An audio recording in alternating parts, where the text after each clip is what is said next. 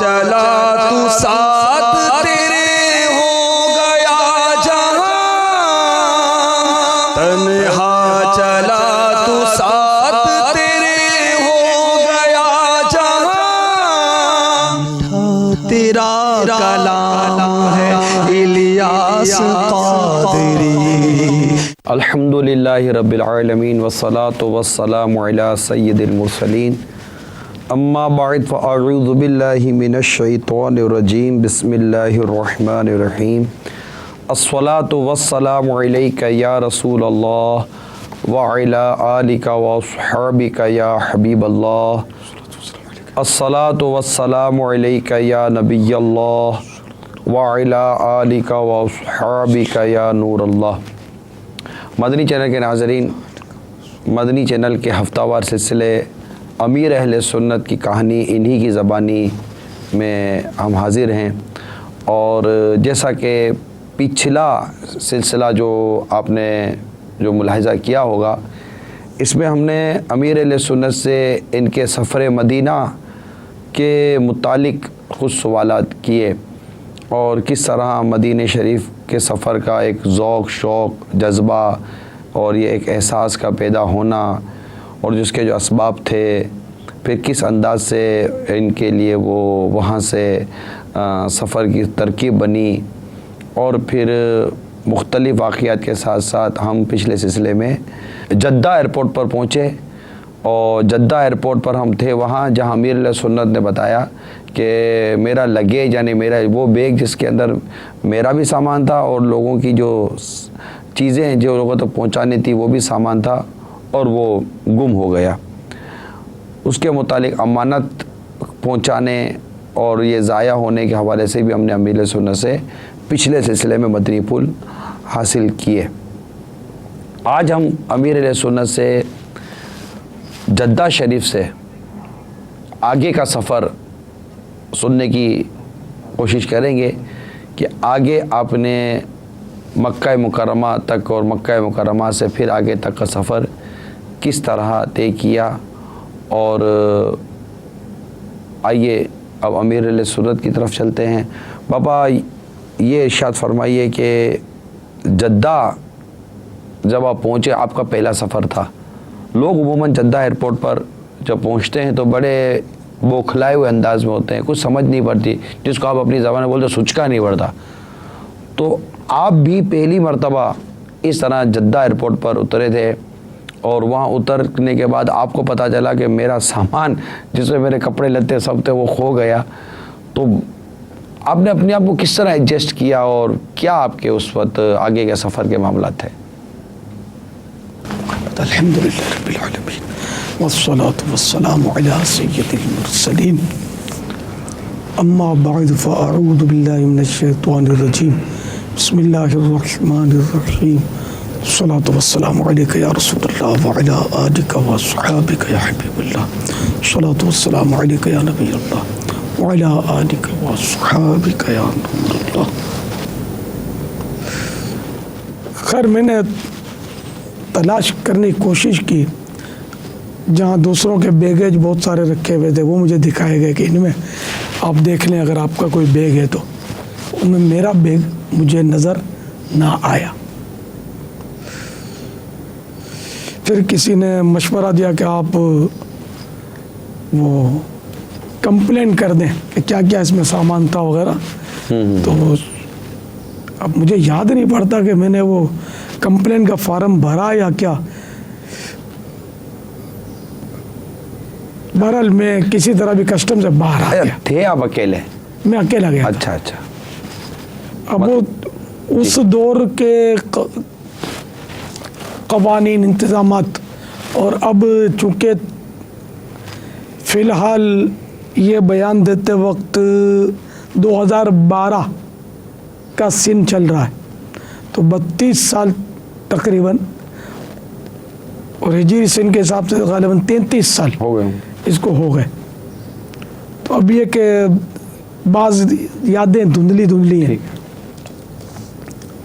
تو میں کسی طرح بھی کسٹم سے باہر آ گیا۔ پہلے کے انداز اب کے انداز میں بہت فرق۔ پہلے کی احتیاطیں اور اب کی احتیاطوں میں فرق.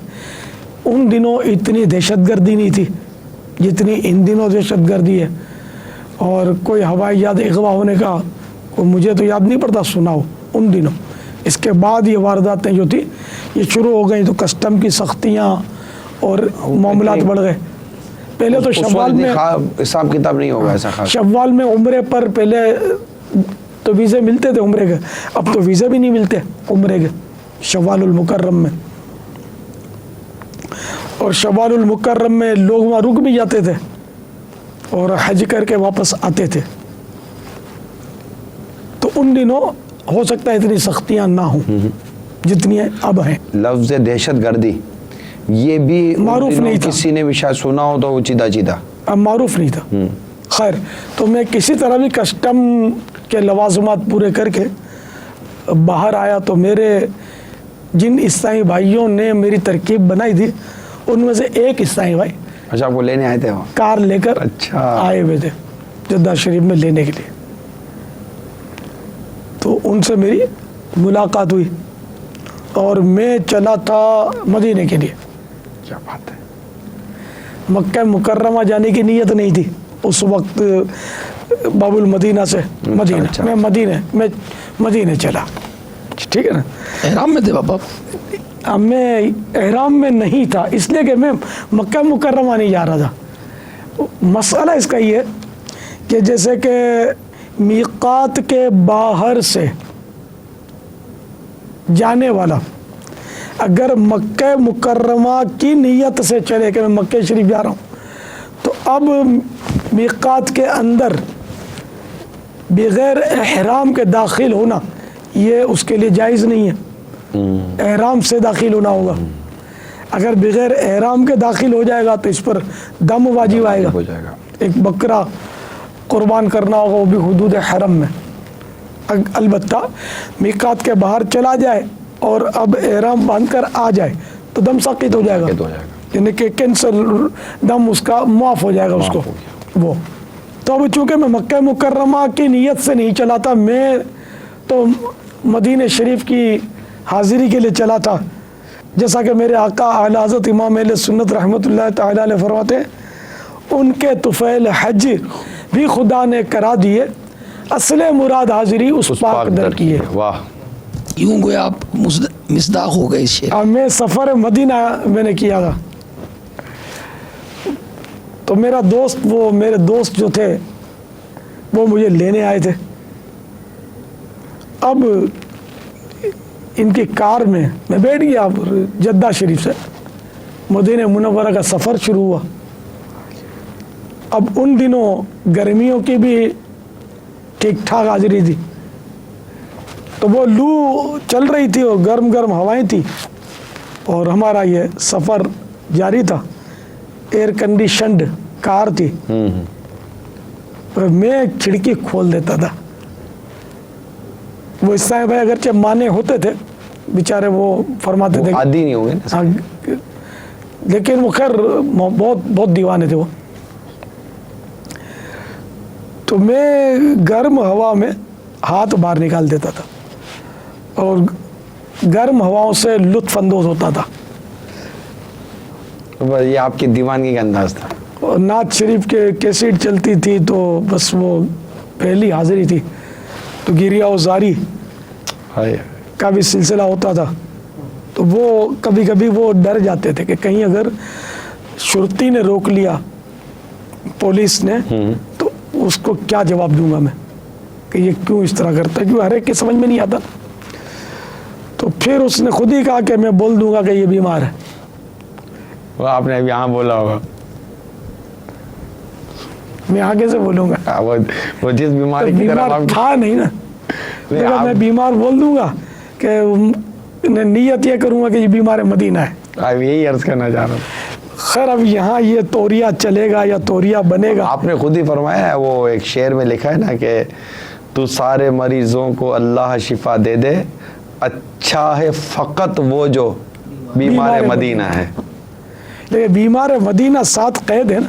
اب یہ صرف بیمار کہنے سے تو وہ شرطی یہی سمجھے گا کہ اس کو کوئی بخار آ گیا ہوگا یا وہ کوئی جی جی ایسا مرض صحیح ہوگا کہہ جس رہے کی ہیں، وجہ سے یہ صحیح رو رہا ہے. بہرحال تو اس نے یہ کہا اسلامی بھائی نے تو میں یہ چلو بول دوں گا. تو اس طرح ہمارا سفر طے ہوتا رہا اور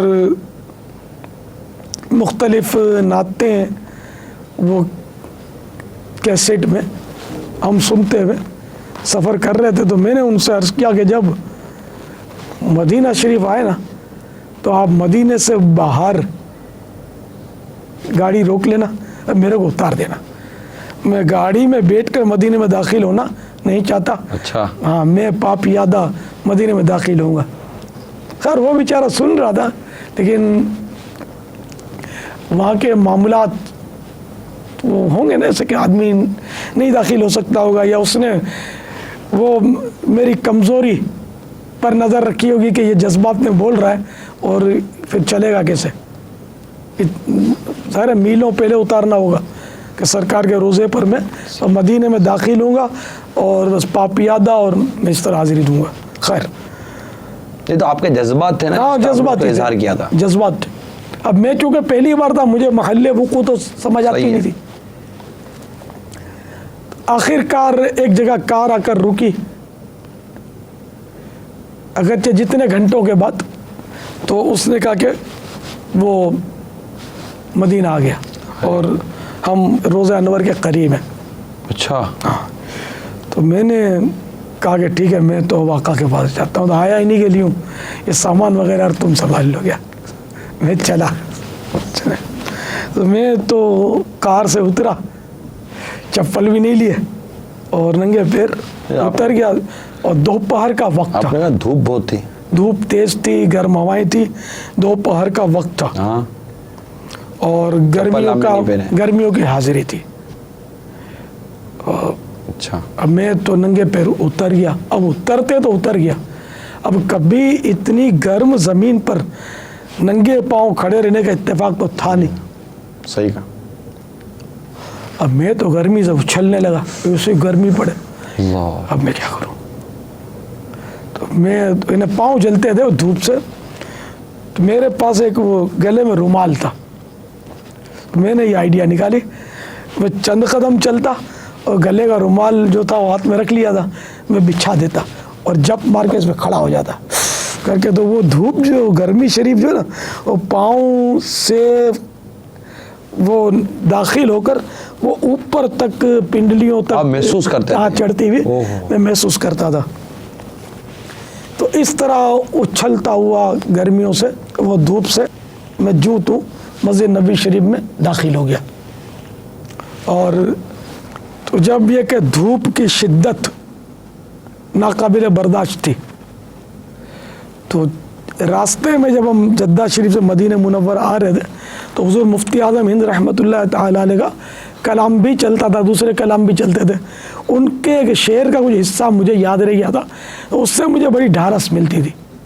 وہ حضور مفتی اعظم ہند کا شعر یہ ہے: پاؤں میں تھے بے خود کے چھالے تو چلا سر سے، ہوشیار ہے دیوانہ ہوشیار ہے دیوانہ.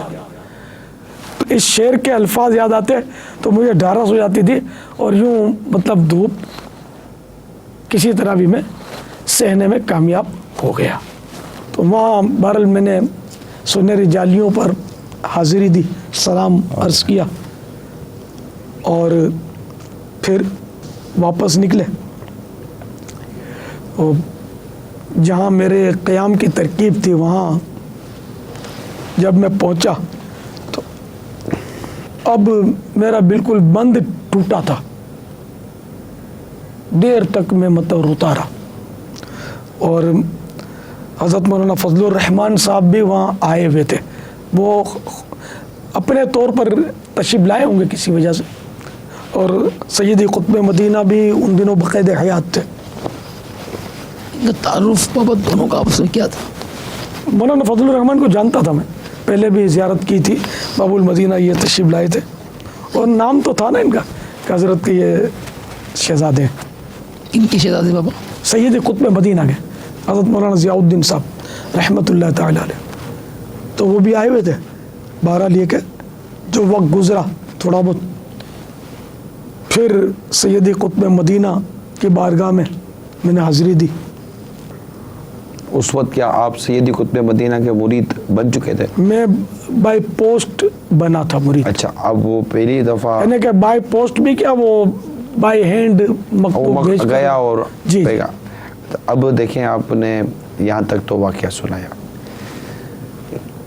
اب ہمارے مدنی چینل کے جو ناظرین ہیں، ہو سکتا ہے کہ ان کے ذہن میں چیز ہے کہ آپ کہتے ہیں کہ میں یوں مسجد نبوی شریف میں حاضر ہوا اور یوں سنہری جالیوں پر حاضری تھی. اب یہ سارے معاملات کسی نہ کسی کیفیت کے ساتھ ہی ہوئے ہوں گے. دیکھیے، آپ جو کچھ اپنا واقعہ بیان کر رہے ہیں، یقیناً ان واقعات کو سن کر جو اب مدینہ شریف کا سفر اختیار کریں گے، ان کے سامنے ایک ایسا ایک رول ماڈل آتا ہے، ایک ایسا ان کے سامنے ایک آئیڈیل پوزیشن آتی ہے کہ یوں مسجد نبوی شریف میں حاضری اور یوں سنہری جالیوں پر حاضری اور اس طرح کا ایک انداز، اگر اس کی بھی تھوڑا سا آپ بالکل یوں نکل گئے نا، تھوڑا سا اس کو کھولے تو صحیح نا.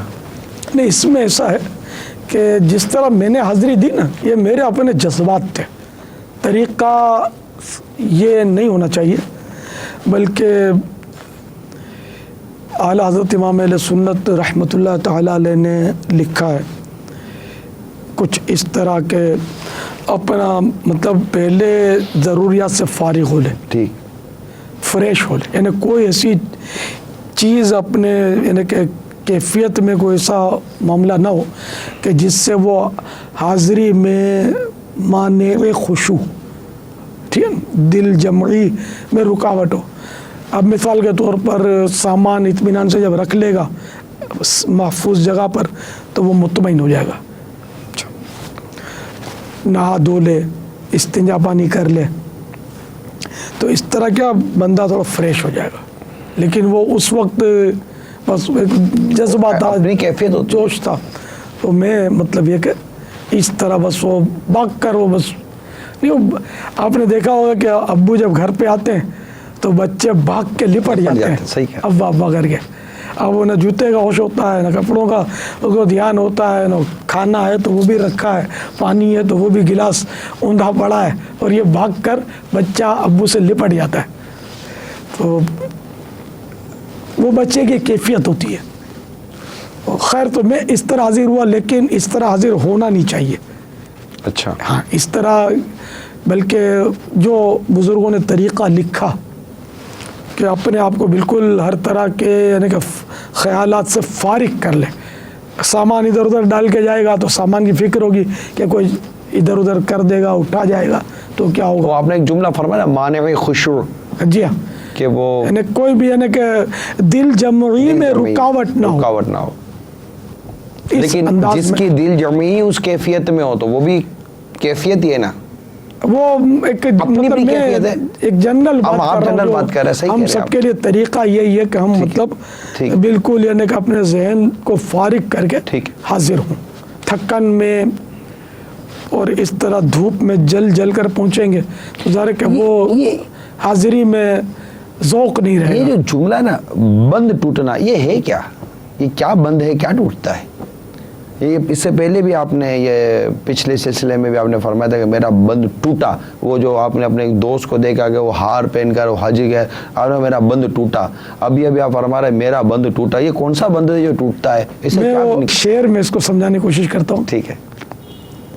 غالب ہمیں نہ چھیڑو پھر جوش اشک سے، غالب ہمیں نہ چھیڑو کہ پھر جوش اشک سے، بیٹھے ہیں ہم تہیہ طوفان کیے ہوئے.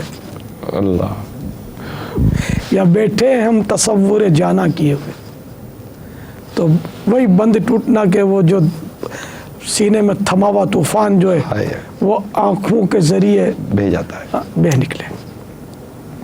پاپا جب یہ طوفان بہتا ہے تو طوفان کا بہنے کا ہوتا ہے کہ وہ کئی چیزیں بہا کر لے جاتا ہے. یہ کون سا طوفان ہے اور یہ کیا بہا کر لے جاتا ہے؟ اگر یہ اشکوں کا سیلاب اخلاص کے ساتھ بہہ جائے تو یہ کیا بہا کر لے جائے گا؟ گناہوں کو بہا کر لے جائے گا، دل کی سیاہی کو بہا کر لے جائے گا. کسی نے کہا ہے، یاد میں آپ کی دو اشک بہا لیتا ہوں، یاد میں آپ کی دو اشک بہا لیتا ہوں، تازہ ہو جاتا ہے ایمان رسول عربی، تازہ ہو جاتا ہے ایمان رسول عربی صلی اللہ تعالیٰ علیہ وآلہ وسلم۔ تو اللہ کے محبوب صلی اللہ تعالیٰ علیہ وآلہ وسلم کی یاد میں جو اشک بہتے ہیں وہ تو انمول ہیرے ہیں، ڈائمنڈ بھی اس کے مقابلے میں کچھ نہیں ہے۔ یعنی ایک طبقہ ہے بابا، آپ نے بھی ماشاءاللہ اتنے سارے سفر کیے، یہ یاد نبی میں رونا، کیا یاد نبی میں رونا بھائی، کیوں یاد نبی میں رونا؟ آدمی گناہوں کو یاد کر کے روتا ہے، عذابات کو یاد کر کے روتا ہے، ان تمام چیزوں کو یاد کر کے روتا ہے، مگر میں مانتا ہوں کہ ان سوچوں کے حامل افراد کے بارے میں اب یہی کہا جا سکتا ہے کہ یہ خشکی ہے، اس کا علاج ہونا چاہیے۔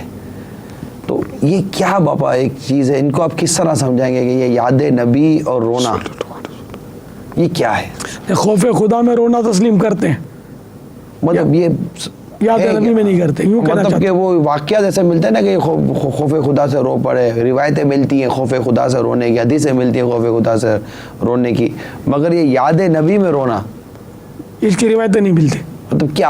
ان کو نہیں ملتی ہوں گی۔ میں یہی تو عرض کرنا چاہ رہا ہوں کہ یہ یاد نبی میں رونا، یہ مدینے کی یاد میں رونا، کہ ٹھیک ہے مدینے کی یاد میں رونا اور وہاں پہنچ کر رونا، ایک تو جاتے پہنچتے نہیں ہو تو روتے ہو، پھر جب پہنچ جاتے ہو پھر روتے ہو، پھر وہاں جب بیٹھتے ہو تو روتے ہو، جب وہاں سے وداعی ہوتی ہے تو روتے ہو، تو یہ کیا روتے ہی ہو اور کوئی ہے یا نہیں ہے؟ یہاں روئیں گے تو جنت میں ہنسیں گے انشاءاللہ ماشاءاللہ۔ وہ شعر بھی اس طرح کا۔ وہ یہ بیچاروں کو بعضوں کو نہیں معلومات نہیں ہوتی، اے بیچارے، اس کا مطلب یہ بیچارے اچھا بیچارے، معلوم نہیں پتا ہوتا، معلومات نہیں ہوتی تو تعجب کرتے۔ کیا معلومات؟ میں امام مالک کا آپ نے نام سنا ہوگا، کروڑوں مالکیوں کے پیشوا حضرت سیدنا امام مالک رضی اللہ تعالیٰ عنہ یہ فرماتے ہیں کہ میں نے مدینے میں 2 بار حضرت سیدنا امام ایوب سخیتانی قدس سرہ النورانی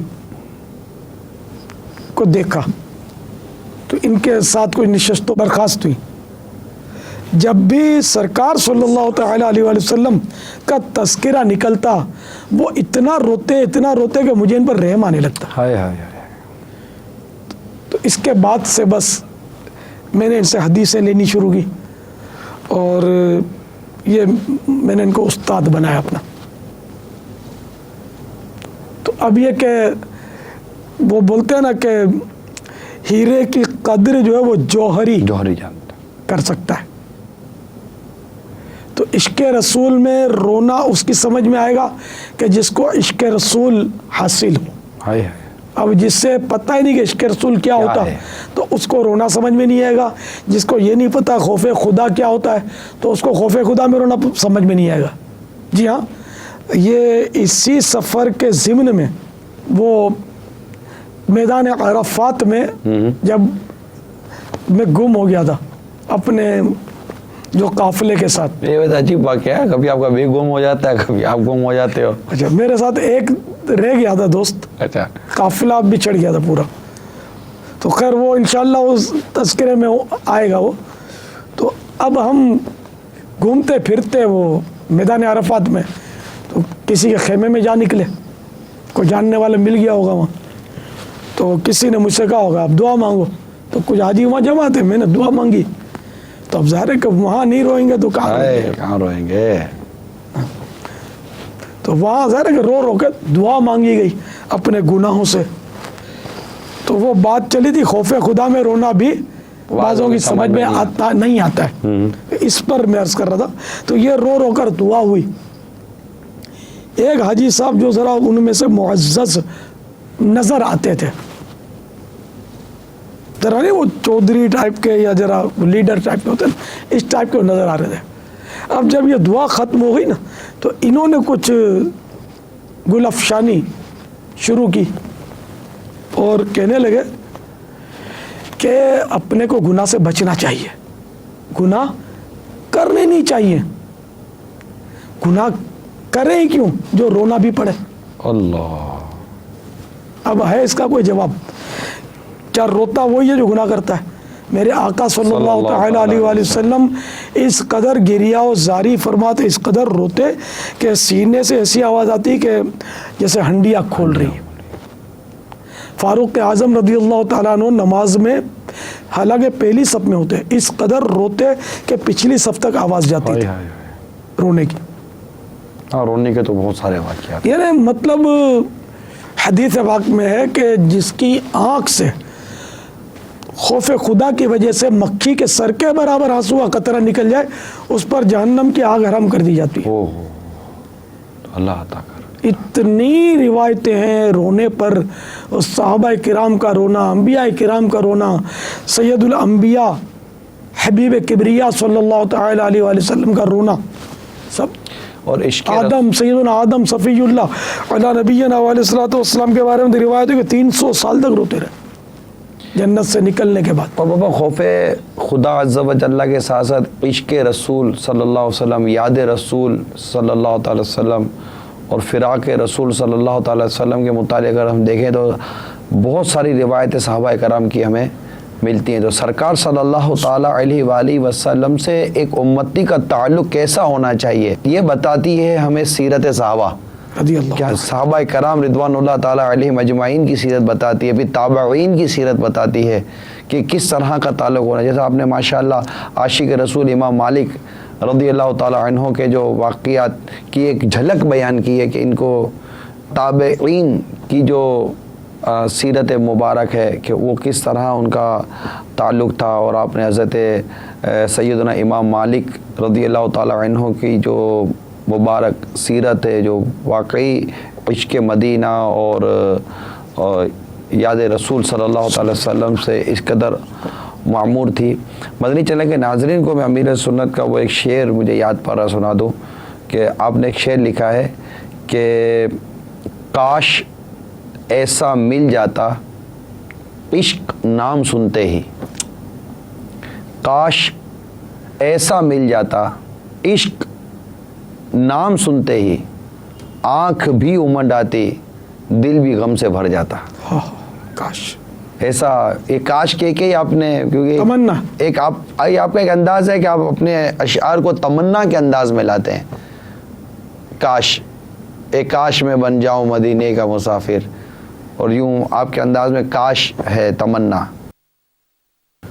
تو اللہ کرے کہ ہمیں بھی یاد نبی صلی اللہ علیہ وسلم میں رونے والی آنکھ نصیب ہو جائے۔ یاد نبی پاک میں روئے جو عمر بھر، مولا مجھے تلاش اسی چشم تر کی ہے۔ اب یہ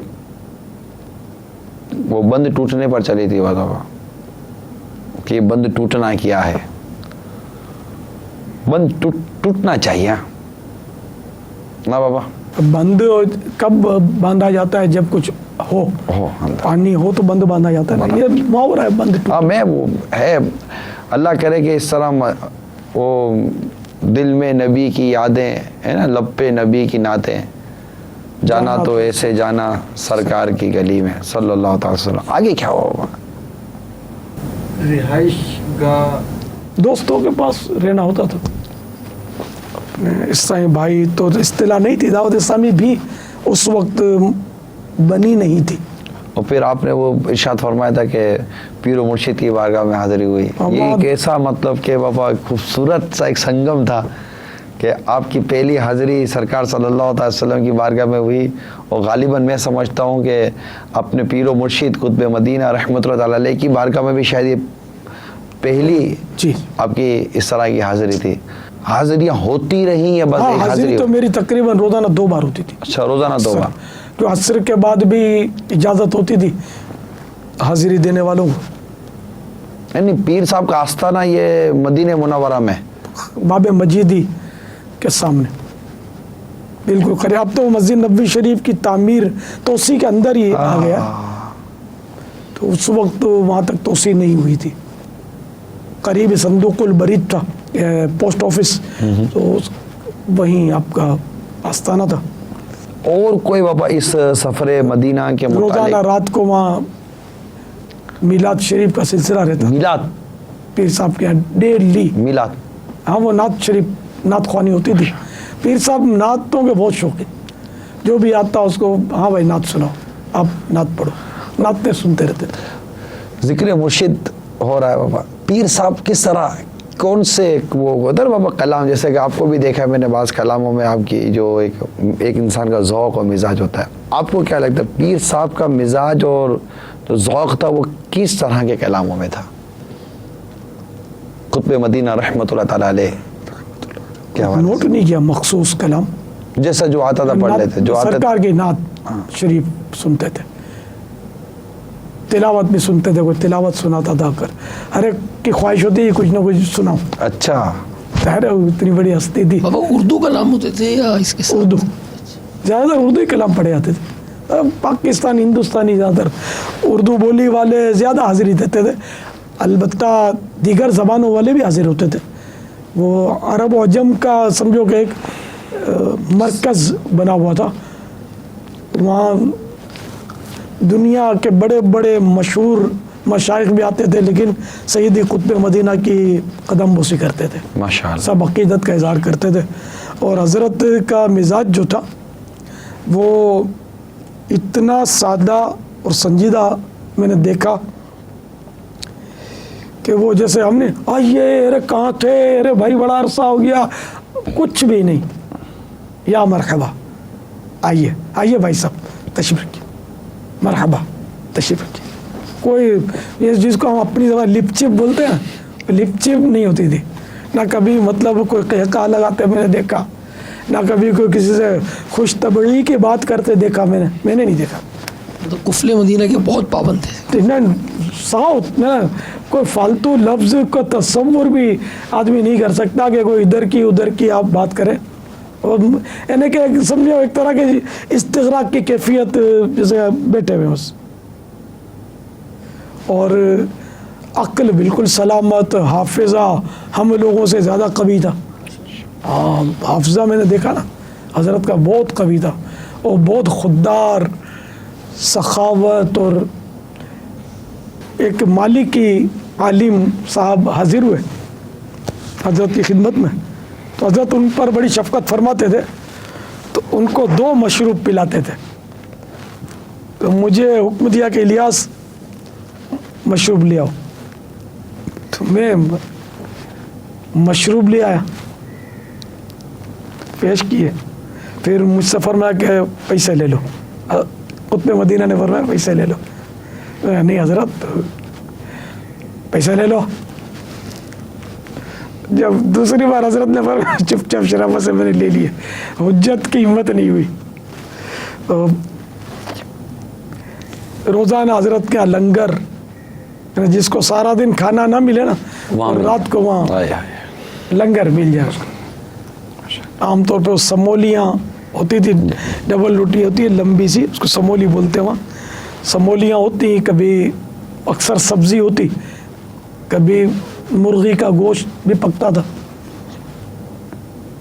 اور میلاد شریف حج کے سیزن میں زیادہ وہاں گیدرنگ ہو جاتی تھی، علماء تشریف لاتے تو بیان کے سلسلے بھی ہوتے تھے۔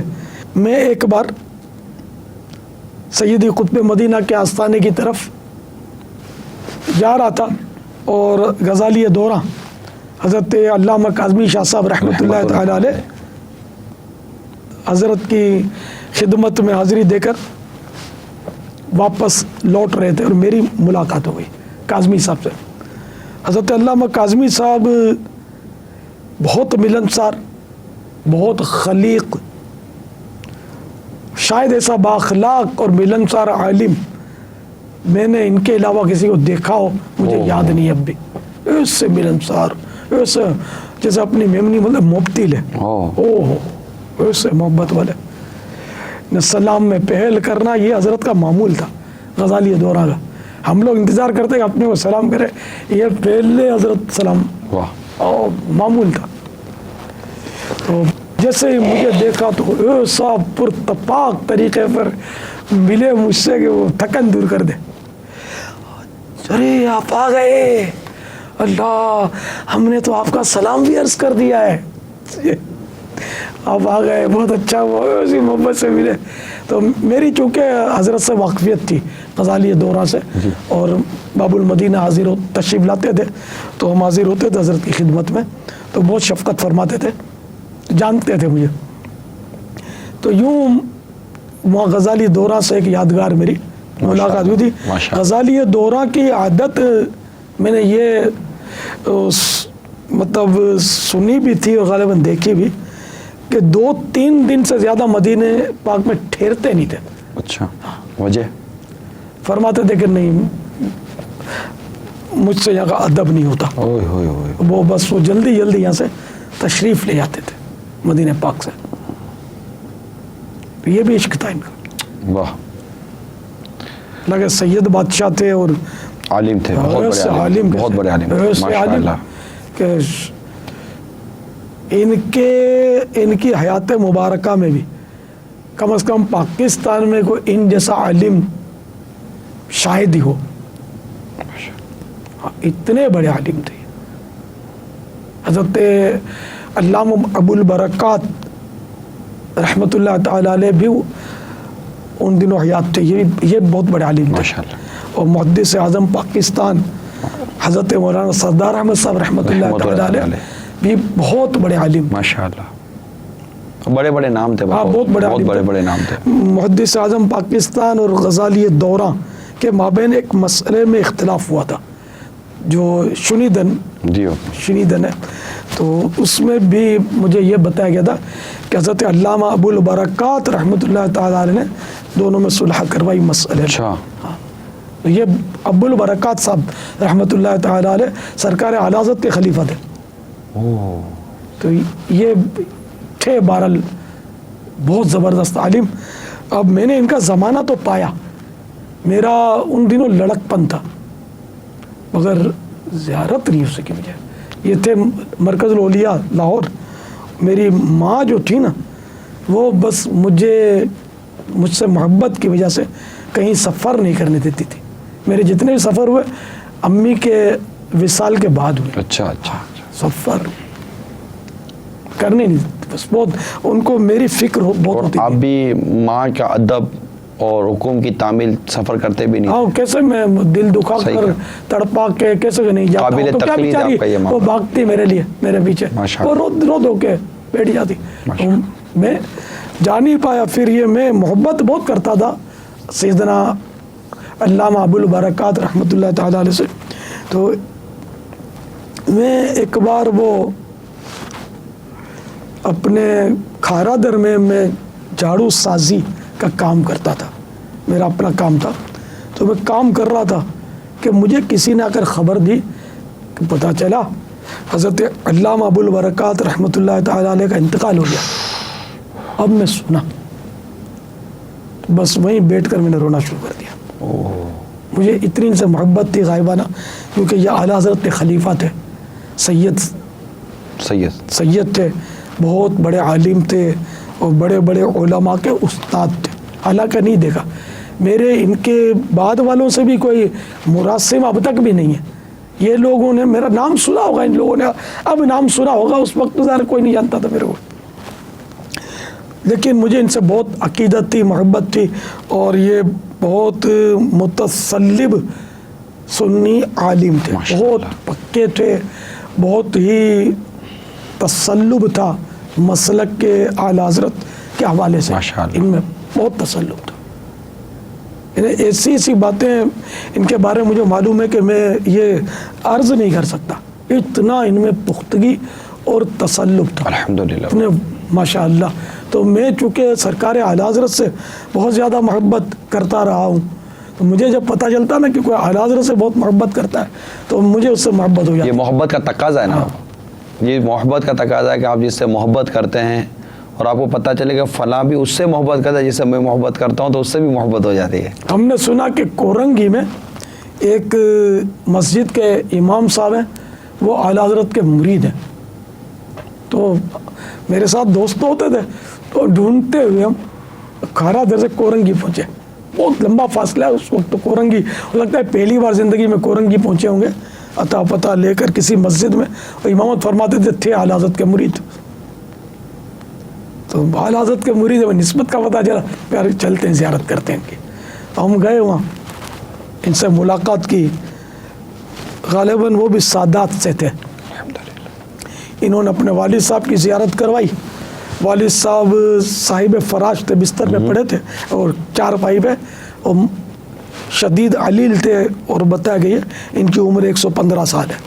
ہمارے 115 سال ان کی عمر تھی 115 سال. امام صاحب کے والد صاحب کی جی جی. عمر.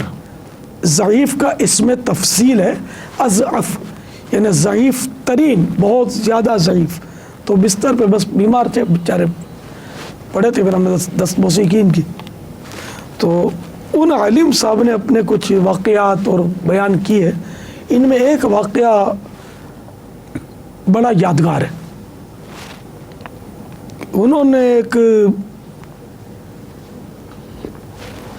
آدمی کا نام لے کر ہمیں بتایا کہ وہ آدمی اسٹیج پر تقریر کیا کرتا تھا اور کہتا تھا داتا دربار کے بارے میں، مرکز الاولیاء میں داتا دربار کے بارے میں وہ کہا کرتا تھا کہ یہ جو مشہور کر رکھا ہے ان لوگوں نے کہ یہاں فلاں کا مدار ہے، تو یہاں کوئی داتا وغیرہ نہیں ہے، یہاں تو نعوذ باللہ ثم نعوذ باللہ، میرے منہ میں خاک، گدھا دفن ہے، اللہ نعوذ باللہ خوطہ دفن ہے، یوں وہ کہا کرتا. تو یہ فرما رہے تھے کہ اس سے ہم کو بہت تکلیف تھی، اس آدمی سے جو سب بولتا تھا، مولوی تھا. آخر کار ہر کمال کو زوال ہے. جی. اس کا بھی وقت آیا اور وہ سخت بیمار ہوا، یہاں تک کہ اس کو پتہ چلا کہ اب وہ سکرات میں وہ شخص. تو میں کسی بھی ترکیب سے اس کو دیکھنے گیا. وہ بزرگ فرما رہے ہیں عالم صاحب فرمانے لگے، اعلیٰ حضرت کے مرید، بولا میں کسی طرح بھی پہنچ گیا، کیونکہ میں نے سن رکھا تھا کہ جو اولیاء کرام کے گستاخ ہوتے ہیں ان کا مرتے وقت جو ہے نا حشر برا ہوتا ہے. تو میں اس لیے پہنچا کہ شاید کوئی عبرت کی بات دیکھوں اس میں. تو ان اعلیٰ حضرت کے مرید نے کہا خدا کی قسم میں نے اپنی آنکھوں سے دیکھا کہ اس پر سکرات طاری تھی اور اس کی شکل گدھے کے مشابہ ہو چکی تھی. علمان والحفیظ. اسی حال میں وہ مر گیا. ہائے ہائے. مر گیا. اس کی قبر فلاں مقام پر بنائی گئی، میانی قبرستان میں. بولا میں وہاں بھی گیا تو وہاں دیکھا کہ مجھے آگ کے دھوئیں کی بو آ رہی تھی. میں نے یہ سب نوٹ کر لیا. آخر ایک وقت آیا کہ میں مرکز الاولیاء میں مجھے حاضری کا موقع ملا داتا دربار میں. تو میانی قبرستان کی معلومات کر کے، بہت بڑا قبرستان ہے، میلوں پر پھیلا ہوا ہے، کیونکہ اس کا نام مجھے پتا تھا اس شخص کا، اس مقرر کا. تو میں اس کی قبر پر پہنچا، میں یعنی الیاس قادریہ، میں پہنچا اور خدا کی قسم میں نے خود وہاں محسوس کیا آگ کے دھوئیں کی بدبو آ رہی تھی. اللہ تو کرم کرے جل جلالہ. اللہ تعالی ہم کو ولیوں کا بس ان کے قدموں میں رکھے، ولیوں کی گستاخیوں سے بچائے. اولیاء کرام یہ اللہ کے مقبول بندے ہوتے ہیں، ان کی گستاخی نہیں تھی. جس کے بارے میں مسلمانوں میں مشہور ہو جائے کہ یہ ولی ہے تو وہ ولی ادب کرنا چاہیے. اب داتا صاحب اتنے مشہور ولی ہے. داتا پیا کر دو کرم داتا پیا. آپ نے تو داتا صاحب کی بارگاہ سے مدینے کی ٹکٹ بھی مانگی تھی نا. الحمدللہ. یہ واقعہ کیا تھا دیکھیے اگلے سلسلے میں. ابھی ہمارا سلسلے کا وقت پورا ہوا. امیر سنت سے اگلے سلسلے میں پوچھتے ہیں کہ داتا صاحب سے مدینے کی ٹکٹ کیسے ملی تھی، اور وہ جو سفر مدینہ جس کا ذکر ابھی چل رہا ہے اس کے متعلق بھی انشاءاللہ چند امیر سنت سے مزید ان کی کہانی انہی کی زبانی سنیں گے، اور پھر اس حج کے واقعات بھی سننے ہیں جو امیر سنت نے اپنی زندگی کا پہلا حج کیا کہ وہ حج کیسا تھا. اللہ تعالی ہم سب کو اولیاء کرام کی محبت عطا فرمائے، عشق عطا فرمائے، مدینے کی محبت، مدینے کا عشق عطا فرمائے، اور اسی عشق و محبت میں جینا اور اسی عشق و محبت میں اللہ کی رضا پر مرنا نصیب فرمائے، آمین بجاہ النبی الامین صلی اللہ تعالی علیہ وسلم۔ صلو علی الحبیب صلی اللہ تعالی علی محمد۔ مسجد برو تحریک جاری رہے گی، غیبت کے خلاف جنگ جاری رہے گی، صلو علی الحبیب صلی اللہ تعالی علی محمد۔ محمد۔ محفوظ صدا رکھنا خدا بے ادبوں سے، ہم سے بھی سرزد نہ کبھی بے ادبی ہو، آمین یا آمین بجاہ آمین بجاہ النبی الامین صلی اللہ صلی اللہ علیہ وسلم۔ چلا تو ساتھ